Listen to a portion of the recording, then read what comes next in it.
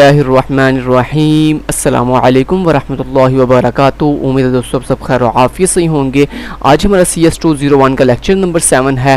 Lecture number 7 को start करने से पहले आपने अगर प्रीवियस लेक्चर हमारे वॉच नहीं किए तो कंप्लीट प्लेलिस्ट का लिंक इस वीडियो के डिस्क्रिप्शन पार्ट में आपको प्रोवाइड किया गया है। इसके अलावा डेप्थ C++ को डाउनलोड करना, उसको इंस्टॉल और उसकी प्रॉपर सेटिंग करने की वीडियो का लिंक जो है वो भी इस वीडियो के डिस्क्रिप्शन पार्ट में आपको प्रोवाइड किया गया। आप उस वीडियो को देखकर डेप्थ C++ को कम्प्लीटली डाउनलोड, इंस्टॉल एंड उसकी कंप्लीट सेटिंग कर सकते हैं। इसके अलावा दोस्तों अगर आप पाकिस्तान के अंदर रियल 100% अर्निंग करना चाहते हैं तो पाकिस्तान में पहली दफ़ा कोई भी ऐसी वेबसाइट अभी तक नहीं पाकिस्तान में आई जिसने आज तक इतनी ज़्यादा जो है वो रियल अर्निंग की दी हो। तो दोस्तों आप हमारी वेबसाइट के पार्टनर बनकर रियल पाकिस्तान में पहली दफ़ा बहुत ज़्यादा अर्निंग कर सकते हैं और आपको मंथ में 2 दफ़ा जो है वो पे आउट किया जाएगा। ठीक है, यानी आप विदड्रॉ 2 दफ़ा कर सकते हैं मंथ में। तो हमारी वेबसाइट का लिंक इस वीडियो के डिस्क्रिप्शन पार्ट में प्रोवाइड किया गया। हमारी वेबसाइट को विजिट करके उसके पार्टनर बन जाए और खूब अर्निंग करें। आज के लेक्चर 7 के अंदर दोस्तों हमने जो लूपिंग स्ट्रक्चर प्रीवियस लेक्चर 6 के अंदर कवर किया हुआ था उसको नेक्स्ट कंटिन्यू करना है। दोस्तों रिपीटिंग स्ट्रक्चर क्या होता है, जैसे कि मैंने आपको बताया था प्रीवियस लेक्चर के अंदर कि रिपीटिंग स्ट्रक्चर ये होता है, मान लें आपके पास एक सिंगल लाइन ऑफ कोड है या मल्टीपल लाइन्स ऑफ कोड हैं, उनको आपने बार बार रिपीट करना है। तो उसके लिए हम जो स्ट्रक्चर यूज़ करते हैं C++ प्रोग्रामिंग के अंदर उसको हम लूपिंग स्ट्रक्चर कहते हैं।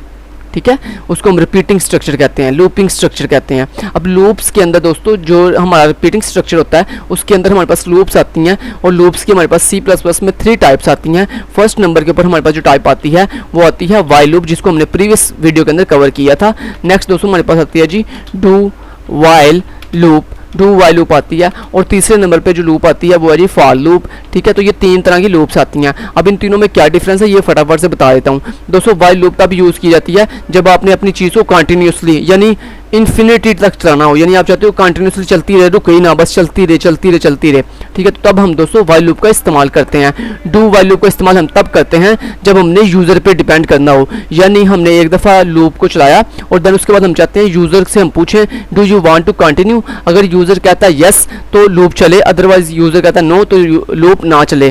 तो यानी जब आप अपने कोड को यूज़र पे डिपेंड कर रहे हैं कि यूज़र यस कहेगा तो लूप चलेगी, यूज़र नो कहेगा तो लूप नहीं चलेगी, दोस्तों तब हम कौन सी लूप का इस्तेमाल करते हैं, डू वाइल लूप का इस्तेमाल करते हैं। नेक्स्ट हमारे पास आ जाती है तीसरी लूप फॉर लूप। ये फॉर लूप दोस्तों तब लगाई जाती है जब आपने अपनी जो कोड है उसको लिमिटेड टाइम जो है वो रिपीट करना हो। मान लें कि आपने 5 टाइम लूप चलानी है, 10 टाइम लूप चलानी है, 50 टाइम लूप चलानी है, 100 टाइम लूप चलानी है, यानी ऐसी सिचुएशन जिसमें आपको एग्जैक्ट पता होता है कि मैंने अपनी लूप को कितनी दफ़ा रिपीट करना है, दोस्तों तब हम कौन सी लूप का इस्तेमाल करते हैं, फॉर लूप का इस्तेमाल करते हैं। ठीक है, अब दोस्तों नेक्स्ट जो इनमें डिफरेंस है वो भी आपको सुन लें ज़रा गौर से।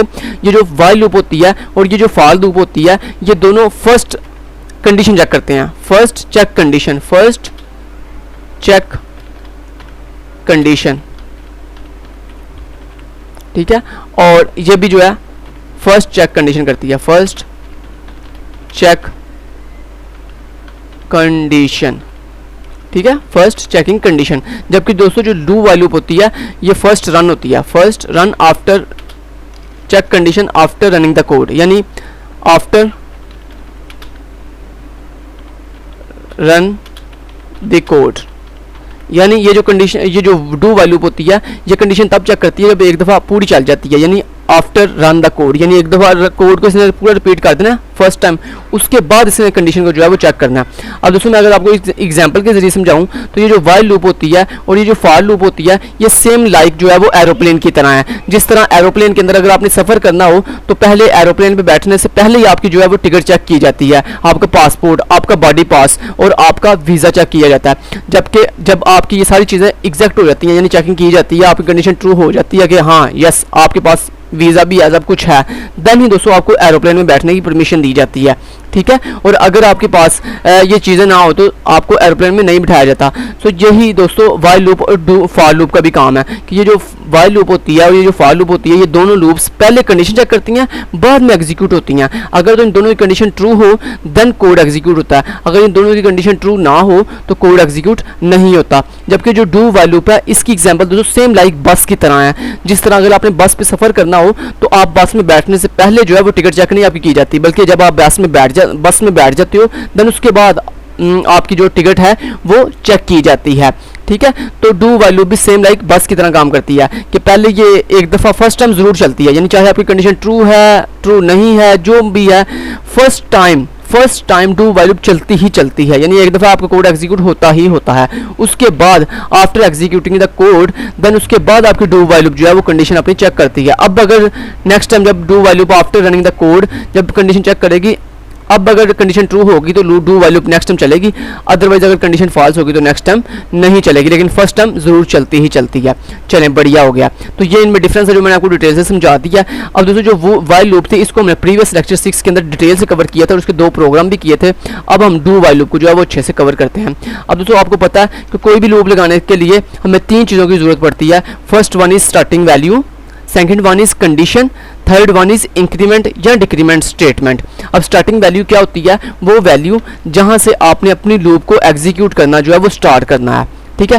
तो दोस्तों जो भी आपको पता है जो स्टार्टिंग वैल्यू होती है, जो आपकी कंडीशन होती है वो क्या होती है? वो एक इंटीजर वैल्यू होती है। इंटीजर वैल्यू होगी तो देन आप उसको जो है चेक करके एग्जीक्यूट करोगे ना अपनी चीज़ को, ठीक है। यानी अपनी वो जो काउंटिंग करोगे कितनी दफ़ा मेरी लूप चली है, 1 time, 2 time, 3 time up to 1, ठीक है। तो यहाँ पे दोस्तों मेरी जो स्टार्टिंग वैल्यू है, मान ले मैंने इंट टाइप के साथ एक स्टार्ट नाम का वेरिएबल ले लिया और उसके अंदर अपनी स्टार्टिंग वैल्यू रख ली इक्वल टू 1, यानी मैंने अपनी लूप को 1 से स्टार्ट करना है। उसके बाद दोस्तों डू वाइल लूप कैसे लगाई जाती है? बहुत इजी वे है, सिंपल। हम लिखते हैं डू और डू के बाद हम लगाते हैं ये बॉडी जिसके अंदर हमारा दोस्तों कोड होता है। वो कोड जिसको हमने एग्जीक्यूट करना होता है वो सिंगल लाइन ऑफ कोड भी हो सकता है और मल्टीपल लाइन ऑफ कोड भी हो सकता है, तो वो हम इस डू वाइल लूप की इस बॉडी के अंदर लगाते हैं। उसके बाद दोस्तों जो हमारी कंडीशन है डू वाइल लूप की, यानी वाइल वाली कंडीशन, वो हम कहाँ लिखते हैं? वो हम डू के लास्ट पे, यानी जहाँ पे ये बॉडी एंड हो रही है यहाँ पे लास्ट पे हम जो है वाइल लगाते हैं और इस वाइल के अंदर अपनी इसके आगे राउंड ब्रेस इसके अंदर अपनी कंडीशन बताते हैं। और डू वाइल लूप दोस्तों एक ऐसी लूप है जिसके लास्ट पे जो है वो सेमी कॉलन भी आता है, ठीक है, जबकि फॉर लूप और वाइल लूप के लास्ट पे सेमी कॉलन नहीं आता। उसके बाद दोस्तों अब आपने यहाँ पे जो है कंडीशन बतानी है कि आपने लूप को कितनी दफ़ा जो है वो एग्जीक्यूट करना है। अब दोस्तों मैंने आपको प्रीवियस लेक्चर में ये चीज़ क्लियर की थी कि कंडीशन कैसे पता चलता है कि यहाँ पे हमने कहाँ तक अपनी लूप को लेके जाना है। तो बहुत ईजी है दोस्तों, उसके लिए आपको 2 चीज़ों की इन्फॉर्मेशन होनी चाहिए। First one is starting value, कि आपने स्टार्ट कहाँ से किया हुआ है, यानी आपकी स्टार्टिंग वैल्यू क्या है। सेकंड वन इज आपको अपनी नंबर ऑफ आइट्रेशन का पता हो। नंबर ऑफ आइट्रेशन कहते हैं कि कितनी दफ़ा लूप को चलाना है। तो मान लें दोस्तों आपकी स्टार्टिंग वैल्यू है 1 और आप चाह रहे हो कि मैंने जो अपनी लूप को चलाना है ना वो 5 टाइम चलाना, तो मुझे बताएं 1 से लेकर आप किस वैल्यू तक जाएं मैथ में कि आप 5 टाइम जो है वो आपकी आइट्रेशन कंप्लीट हो जाती है। तो दोस्तों अब अगर आप 1 से 5 तक जाएं तो आपकी 5 आइट्रेशन जो है वो कंप्लीट हो जाती हैं। तो ये जो आपकी स्टार्टिंग वैल्यू होती है ये बीच में इंक्लूड होती है, ठीक है। इसको इंक्लूड करके तो अगर आप 1 से 5 तक जाएं तो आपकी 5 टाइम आइट्रेशन जो है वो कंप्लीट हो जाती है। तो आइट्रेशन कहते हैं अपने कोड को रिपीट करने को, ठीक है जी। तो अब हमें पता चल गया कि यहाँ पे हमने लूप को 5 दफ़ा चलाना है, तो सिंपल हम क्या लिखेंगे? हम बताएंगे कि जो हमारी स्टार्टिंग वैल्यू है जो कि स्टार्ट वेरिएबल के अंदर पड़ी हुई है, अगर जब तक वो less than or equal to 5 के तब तक ये लूप जो है वो चलती रहे। अब मान लें आपने इस डू वाइल लूप के अंदर जो है वो एक मैसेज डिस्प्ले करना है वर्चुअल यूनिवर्सिटी। तो मैंने यहाँ पे डबल बैकस्लैश क्या करेगा, ये आपको पता है ना, बैकस्लैश एन जो है वो न्यू लाइन पे जाने के लिए यूज़ होता है। सो मैंने यहाँ पे लिख दिया वर्चुअल यूनिवर्सिटी, ठीक है। तो ये मेरा एक मैसेज है जिसको मैंने एग्जीक्यूट करना है। तो मान लें इसी के साथ मेरा एक और मैसेज है। तो आपकी मर्जी है, आप जितनी मर्जी दोस्तों, मैंने जैसे अगर आपको बताया कि जिस कोड को आपने रिपीट करना है वो आपका एक सिंगल लाइन ऑफ कोड भी हो सकता है और मल्टीपल लाइन्स ऑफ कोड भी हो सकती हैं। तो मान लें ये मेरे पास एक और कोड है, एक और लाइन में लिख लेता हूँ अपने रिपीटेशन वाले कोड के अंदर। मान लें वर्चुअल यूनिवर्सिटी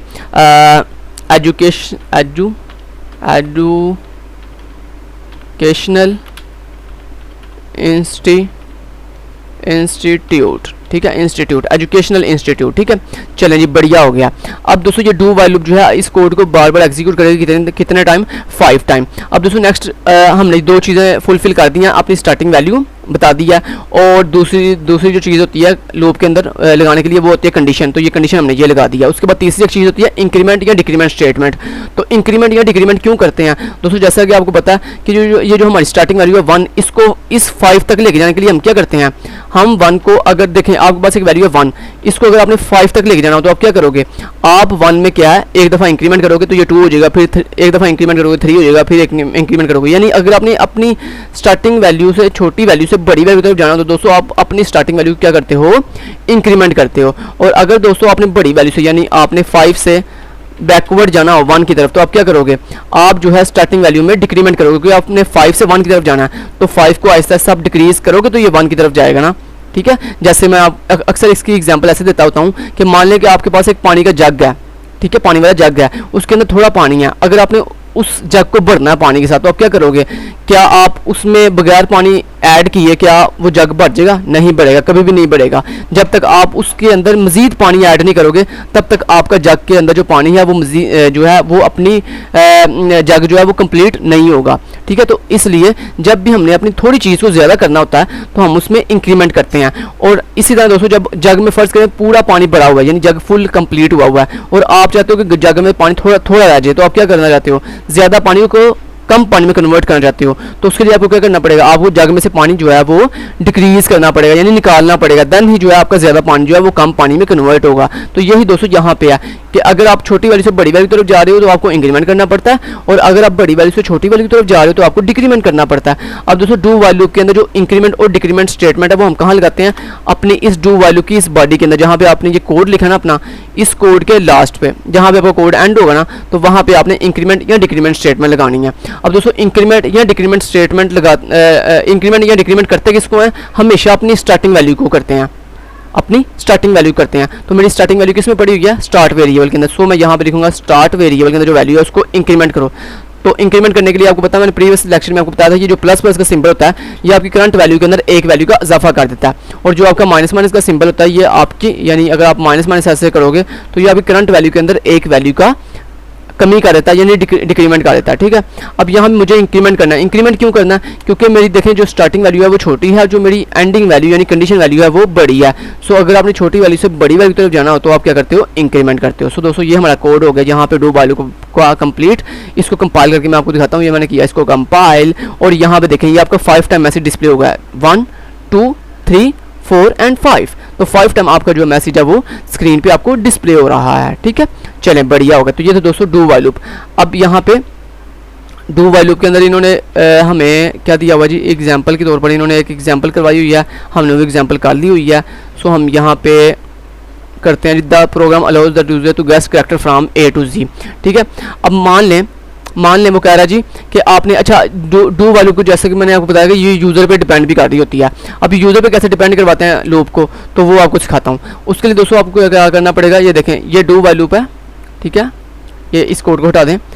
मान लें ये डू वाइल लूप है और ये कोड है, ठीक है। और इस कोड को आप चाहते हो ये कोड स्क्रीन पर डिस्प्ले हो उतनी दफ़ा हो जितनी दफ़ा यूज़र चाह रहा है, यानी पहली दफ़ा ये डिस्प्ले हो कोड, उसके बाद यूज़र से मैं पूछूँ do you want to continue, तो उसके लिए दोस्तों आप क्या करोगे? उसके लिए आप जैसे ये कोड एक दफ़ा चल के कंप्लीट हो तो क्या करते हैं हम डू वाइल लूप के अंदर दोस्तों ये कोड जो हमने एग्जीक्यूट करना होता है उसको एग्जीक्यूट करने के बाद, यानी लिखने के बाद, टाइप करने के बाद हम जो है यूज़र से फिर पूछते हैं do you want to continue. तो यहाँ पे आप यूज़र से पूछो do you want to continue, do you want to continue, ठीक है। और आपने यहाँ पे कह दिया येस और नो, येस कॉमा नो, ठीक है। और यूज़र अब क्या प्रेस करेगा? यूज़र आपको इनपुट देगा यस या नो, वाई या एन। तो सिंपल आपने क्या कर लिया? आपने यूज़र से इनपुट लेने के लिए सी इन, और वो इनपुट जो है वो आपने एक वाई नाम के वेरिएबल में स्टोर कर ली, ठीक है। या मान लें आपने चॉइस नाम के वेरिएबल में स्टोर कर ली, ठीक है। अब ये चॉइस नाम का जो वेरिएबल है इसमें आप किस टाइप की यूज़र से वैल्यू ले रहे हो? आप यूज़र से या तो वाई ले रहे हो या एन ले रहे हो। तो वाई और एन क्या है? एक सिंगल कैरेक्टर है। सो दोस्तों सिंगल कैरेक्टर के लिए हम कौन सी डाटा यूज़ करते हैं? कैर डाटा यूज़ करते हैं। तो कैर डाटा के साथ ये जो चॉइस नाम का वेरिएबल है मैं यहाँ पे ये डिक्लेयर करूँगा। सो यहाँ पे CHOICE चॉइस नाम का मैंने वेरिएबल डिक्लेयर कर दिया। ओके बढ़िया हो गया। अब दोस्तों यहाँ पे आपने कंडीशन लिखनी है। कंडीशन क्या है? कंडीशन दोस्तों ये थी कि जब यूज़र वाई प्रेस करेगा, यानी इस चॉइस वेरिएबल के अंदर जब वाई आएगा देन ही ये लूप चलेगी, अदरवाइज ये लूप नहीं चलेगी। तो सिंपल आप क्या लिखोगे? आप यहाँ पे कंडीशन लिखोगे जो मेरे चॉइस वेरिएबल के अंदर यूज़र ने जो भी करैक्टर दिया है अगर वो करैक्टर इक्वल है किसके, जैसे कि मैंने आपको बताया था कि सिंगल करैक्टर को हम सिंगल कोड के अंदर लिखते हैं। तो यहाँ पे आपने लिखा कि जो मेरा चॉइस वेरिएबल है जिसके अंदर यूज़र ने अपना करैक्टर रखा है, अगर वो करैक्टर मैच कर रहा है किसके साथ? कैपिटल वाई के साथ, तो फिर ये लूप जो है वो अगेन चले। उसके बाद दोस्तों आपने लाजमी नहीं कि यूज़र कैपिटल वाई दे, यूज़र स्मॉल वाई भी दे सकता है। तो उसके लिए आपने क्या किया? उसके लिए आपने ये आर ऑपरेटर लगाया, और उसके बाद आपने लिखा चॉइस अगर मैच कर रही किसके साथ? स्मॉल वाई के साथ। तो यानी आपको पता ना ये जो आर ऑपरेटर होता है ये क्या करता है? यानी ये आर ऑपरेटर तब लगाते हैं जब आप चाह रहे हो कि दोनों में से अगर कोई एक भी चीज़ ट्रू हो जाती है तो ये कंडीशन ट्रू हो जानी चाहिए, ठीक है। तो मान लें दोस्तों यूज़र ने जो है वो कैपिटल वाई दिया, तो क्या होगा भला, चॉइस के अंदर कैपिटल वाई है, तो चॉइस के अंदर जो कैपिटल वाई है क्या वो वाई के इक्वल है, यस वो वाई के इक्वल है, तो यहाँ पे आ जाएगा ट्रू। और जब ये वाली कंडीशन चेक होगी तो ये हो जाएगी फॉल्स। तो आपको पता है आर ऑपरेटर क्या करता है, ये मल्टीपल चीज़ों को आपस में प्लस करता है। तो यहाँ पे ट्रू का मतलब है 1, फॉल्स का मतलब है 0, तो 1 + 0 = 1। सो ये लूप दोबारा चलेगी। लेकिन दोस्तों ये लूप कब नहीं चलेगी, जब दोस्तों जो यूज़र ने करैक्टर दिया ना तो वो कैपिटल वाई के इक्वल होगा, ना ही वो स्मॉल वाई के इक्वल होगा। यानी ये भी कंडीशन जब फॉल्स हो जाएगी और ये भी कंडीशन फॉल्स हो जाएगी, यानी जब दोनों कंडीशन फॉल्स हो जाएंगी तो 0 + 0 = 0। सो आर ऑपरेटर के अंदर दोस्तों आंसर फॉल्स तब ही आता है जब आपकी सारी की सारी कंडीशन जो हैं वो फॉल्स कर जाती हैं। तो ये था दोस्तों डू वाइल लूप के अंदर यूज़र पे डिपेंड करना कि यूज़र से हम कैसे चॉइस लेते हैं, ठीक है। तो अब हम इसको कंपाइल करते हैं और ये देखें दोस्तों मैसेज हमारा कोड कंप्लीट स्क्रीन पे डिस्प्ले हुआ। उसके बाद वो कह रहा है do you want to continue, तो लेट्स से मैंने कह दिया इसको यस, कैपिटल वाई मैंने कहा यस, तो एंटर किया और देखें इसने दोबारा से कोड एग्जीक्यूट किया। और फिर मैंने स्मॉल वाई कहा, एंटर किया और देखें इसने दोबारा कोड एग्जीक्यूट किया। यानी जब तक आप कैपिटल वाई या स्मॉल वाई कहते रहोगे तब तक ये लूप चलती रहेगी। अब मान लो मैंने यहाँ पे एन कह दिया और एंटर किया और देखो दोस्तों अब लूप नहीं चली, क्यों, क्योंकि आपने यस नहीं कहा, ठीक है। तो क्योंकि आपने यहाँ पे कंडीशन में लिखा हुआ है कि ये लूप तब ही दोबारा चले जब कैपिटल वाई हो या स्मॉल वाई हो, ठीक है। तो ये है दोस्तों प्रोग्राम 1 जिसके अंदर हमने यूज़र से उसकी चॉइस पूछी है डू वाइल लूप के अंदर, और देन यूज़र पे हम डिपेंड कर रहे हैं। समझ आ गई। चलें ये थे डू वाइल लूप का कंसेप्ट सारा। चलें इसको बढ़िया हो गया, इसको अब रिमूव करते हैं। अब नेक्स्ट चलते हैं और देखते हैं फॉर लूप क्या चीज़ है। तो यहाँ पे देखें अब लेक्चर 7 के अंदर नेक्स्ट जो चीज़ आती है वो आती है जी फॉर स्टेटमेंट। अब फॉर स्टेटमेंट जैसे कि आपको पता है फॉर स्टेटमेंट भी एक फॉर लूप है, ठीक है, ये भी एक लूप की टाइप है। और ये जो लूप की टाइप है फॉर लूप, इसको भी हम रिपीटिंग स्ट्रक्चर के लिए यूज़ करते हैं, ठीक है। जब आपने अपने कोड को बार बार रिपीट करना हो तो उसके लिए हम फॉर लूप का इस्तेमाल करते हैं। और फॉर लूप लगाते हैं कैसे हैं वो देख लेते हैं। तो उसके लिए दोस्तों हम लिखेंगे फॉर और आगे राउंड ब्रेसेस और उसके बाद फॉर की बॉडी, और इस बॉडी के अंदर हमारा होता है कोड। सो इस कोड जो भी आपने वो आपका यानी कोड जिसको आपने एग्जीक्यूट करना है। सो यहाँ पे आपने लिख दिया खिज़र शहाल टेक्निकल, ठीक है, लेट्स से आपने ये लिख दिया, ठीक है। तो ये दोस्तों फॉर लूप के अंदर जितना भी हमारा कोड होता है वो चाहे सिंगल लाइन ऑफ कोड है या मल्टीपल लाइन ऑफ कोड है वो हम इस बॉडी के अंदर लिखते हैं, ठीक है। बाकी दोस्तों जैसे कि आपको पता है कि किसी भी लूप को चलाने के लिए 3 चीज़ें ज़रूरी होती हैं। तो दोस्तों फॉर लूप एक ऐसी लूप है जिसके अंदर जो 3 चीज़ें हैं यानी स्टार्टिंग वैल्यू, कंडीशन और इंक्रीमेंट डिक्रीमेंट स्टेटमेंट, वो तीनों चीज़ें फॉर लूप की ये जो राउंड ब्रेसेस हैं इनके अंदर ही रखती हैं। तो लेकिन तरतीब के साथ लगती हैं, पहले स्टार्टिंग वैल्यू लगेगी, फिर कंडीशन लगेगी, फिर इंक्रीमेंट या डिक्रीमेंट स्टेटमेंट लगेगी। तो सबसे पहले स्टार्टिंग वैल्यू, तो मैंने कहा इंट i = 1, तो ये मेरी होगी स्टार्टिंग वैल्यू। दोस्तों जैसे ही एक चीज़ कंप्लीट होता है उसके बाद लगाते हैं सेमीकोलन। सो सेमीकोलन ये शो करता है कि यहाँ पे एक रिक्वायरमेंट जो है वो कंप्लीट हो गई है। अब देन दूसरी रिक्वायरमेंट क्या है, कंडीशन। तो कंडीशन क्या होती है कि आपने लूप को कितने दफ़ा चलाना है। सो मैंने कहा जब तक मेरी जो स्टार्टिंग वैल्यू है जो कि i के अंदर पड़ी हुई है, तो मैंने कहा जब तक i की जो वैल्यू जब तक वो लेस देन r = 5 के तब तक ये लूप जो है वो चलती रहे। सो ये मेरी होगी कंडीशन। तो ये मेरी थी सेकंड रिक्वायरमेंट।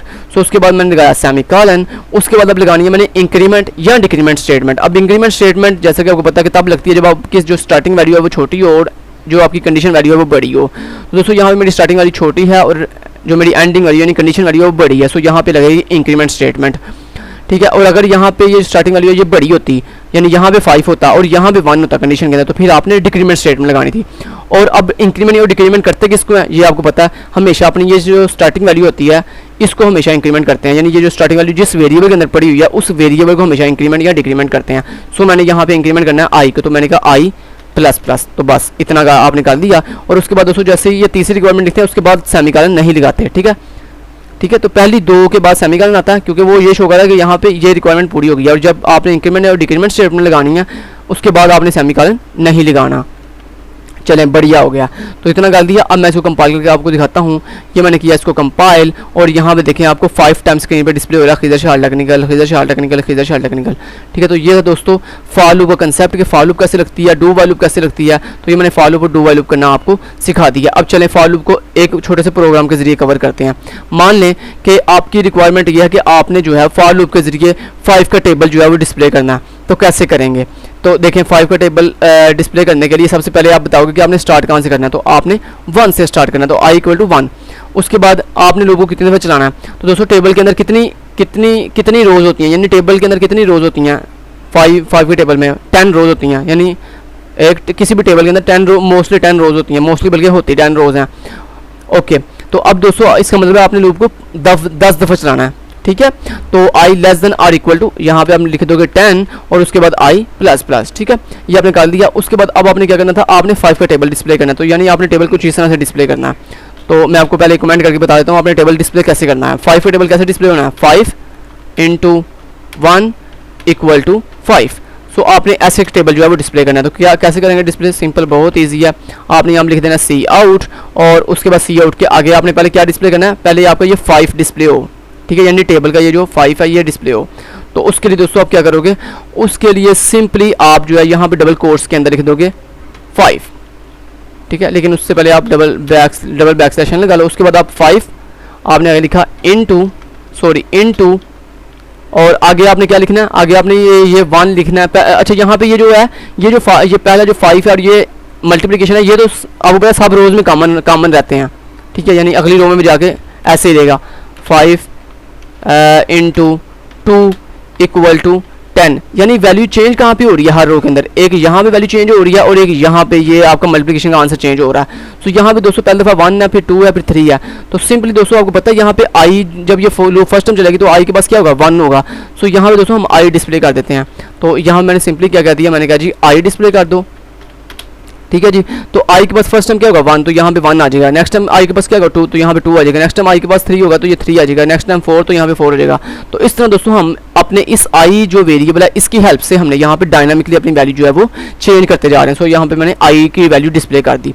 उसके बाद आई की वैल्यू डिस्प्ले करने के बाद यहाँ पे हमें चाहिए इक्वल का साइन, तो मैंने लिखा इक्वल और आगे आप मुझे क्या करना है, उसके बाद दोस्तों जो भी आपका टेबल है यानी जो सा आपने टेबल बनाना है उस नंबर वाले टेबल को मल्टीप्लाई कर दो अपनी इस आई की वैल्यू के साथ, तो आपका टेबल डिस्प्ले हो जाएगा। यानी जैसे कि देखो 5 का टेबल है ना, तो 5 को मल्टीप्लाई कर दो आई की वैल्यू के साथ, तो आई की फर्स्ट टाइम वैल्यू क्या होगी 1, तो यहाँ पे 5 × 1 = क्या होता है 5। नेक्स्ट टाइम आई की वैल्यू क्या होगी यहाँ पे 2, तो यहाँ पे 5 × 2 क्या होता है 10। तो ऑटोमेटिकली आपकी यहाँ पे वैल्यू डिस्प्ले होती रहेंगी। तो यहाँ पे आप सिंपली वो फार्मूला लगाओ, क्या बोला 5 × I, चलें बढ़िया होगा। तो 5 × I, तो इससे क्या होगा आपका जो टेबल है वो डिस्प्ले हो जाएगा। अब मैं आपको करके दिखाता हूँ यहाँ पे, चलें बढ़िया हो गया। ये मैं चलें रो 1 डिस्प्ले ख़त्म कर देता हूँ, 1 रहने देता हूँ आपकी आसानी के लिए। चलें इसको मैं आप करता हूँ जी कंपाइल और यहाँ पे देखें दोस्तों आपका 5 का कंप्लीट जो टेबल है वो स्क्रीन पर डिस्प्ले हो गया, ठीक है। अब दोस्तों आपके लिए एक टास्क है, वो आपने ये करना है, आपने ना घर बैठ के ये करना है। आपने इसकी प्रैक्टिस के लिए आपने यहाँ पे 10 का टेबल डिस्प्ले करना है कुछ इस तरह से, 10 × 1 = 10, ठीक है। फिर नेक्स्ट रो पे आए 10 × 2 = 20। तो इस तरह से आपने जो है वो 10 का टेबल जो है प्रैक्टिस के तौर पर घर बैठ के फॉर लूप के जरिए जो है वो डिस्प्ले करना है। सो ये आपका प्रैक्टिस टास्क है। नेक्स्ट चलते हैं, नेक्स्ट उन्होंने कहा जी इंक्रीमेंट और डिक्रीमेंट ऑपरेटर्स। अब इंक्रीमेंट और डिक्रीमेंट ऑपरेटर मैंने आपको ऑलरेडी सिखा दिए हैं, वो क्या बोला, ये प्लस प्लस और माइनस माइनस, ये क्या है, ये दोनों, ये इंक्रीमेंट ऑपरेटर है और ये डिक्रीमेंट ऑपरेटर है। अब इनके बारे में मैंने आपको डिटेल से जो है लेक्चर 6 के अंदर जो है बता दिया था, अब अगेन मैं नहीं बताने वाला, सो टाइम वेस्टिंग है। उसके बाद नेक्स्ट दी सैम्पल प्रोग्राम 2। ये सैम्पल प्रोग्राम 2 मैंने ऑलरेडी आपको करवा दिया फॉर लूप के साथ। इन्होंने ये बेसिकली ये फॉर लूप का एक प्रोग्राम करके दिखाया हुआ है, तो मैंने आपको ऑलरेडी ये देखें ये टेबल डिस्प्ले करना सिखाया फॉर लूप के जरिए, और आपको एक टास्क भी दिया कि आपने 10 का टेबल जो है वो डिस्प्ले करना है with the help of for loop, ठीक है। चलें बढ़िया होगा। तो यहाँ पे दोस्तों हमारा लेक्चर नंबर जो 7 है वो यहाँ पे फिनिश होता है। उम्मीद करता हूँ आपको वीडियो अच्छी लगी होगी। अगर थोड़ी सी भी वीडियो अच्छी लगी हो तो प्लीज़ वीडियो को लाइक जरूर कर दीजिएगा, चैनल को सब्सक्राइब करके ऑल नोटिफिकेशन ऑन कर दीजिएगा। Thank you so much, till then guys, take care, अल्लाह हाफिज़।